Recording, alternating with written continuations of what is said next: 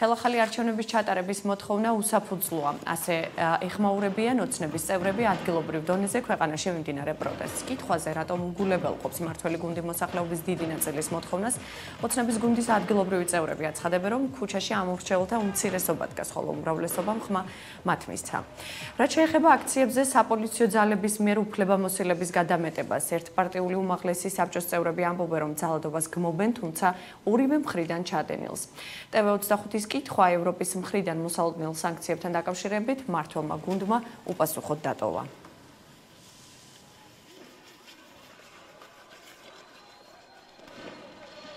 ერთ-ერთი უდიდესი მონაპოვარია ჩვენი ხელისუფლების, რომ ნებისმიერ ადამიანს შეუძლია გამოხატოს თავისი აზრი და გამოხატოს თავისი პროტესტი ქვეყანაში.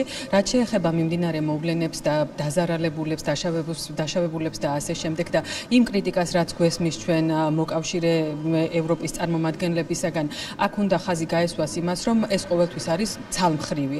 აქ არ არის დაცული ობიექტურობა. დაშავებული არიან როგორც ასე ვთქვათ პროტესტის გამომხატველი ადამიანები, რომლებმაც დაარღვიეს კანონი და გამოხატვის თავისუფლება და ძალიან ბევრი პოლიციელიც არის დაშავებული, მაგრამ კრიტიკა გვესმის მხოლოდ პოლიციის მიმართ. ამ ყველაფერს უნდა დაერქვას თავისი სახელი, რომ ეს განცხადებები არის ძალიან მიკერძოებული და მხოლოდ ერთი მხრის დასაკმაყოფილებლად კეთდება ევროპის წარმომადგენლების მიერ. პირველ რიგში, რა თქმა უნდა, ძალადობა ვისგანაც არ უნდა მოდიოდეს, არის დანაშაული და დასაგმობი, გასამიჯნი.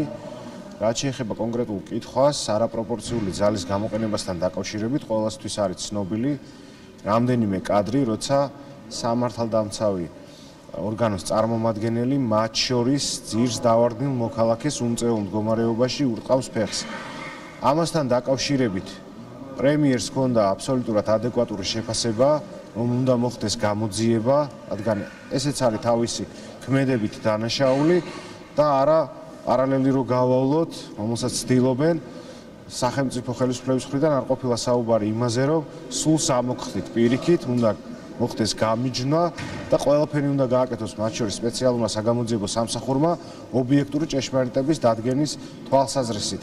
ამოდით რომ ყველაფერი შეიძლება 20 აგვრის შემდეგ, მართლა შეიძლება 20 აგვრის შემდეგ, დღეს ჩემ გამოსვლაში ახლა რომ შეზღუდული მქონდა და ზუსტად იმ სოფხოდობრივ წინააღმდეგობებზე გვაქვს საუბარი. დღეს ევროპაში სამწუხაროდ არის ასე მემარცხენე ლიბერალური ფრთა უმრავლესობით ევროპარლამენტშიც, მთავრობებშიც და მათ აქვს ეს რიგი და არ ვარ ჩვენ ამ მემარცხენე ლიბერალური ფრთის წარმომადგენლები. საქართველოს მოსახლეობის უმრავლესობა არის კონსერვატულად მოაზროვნე.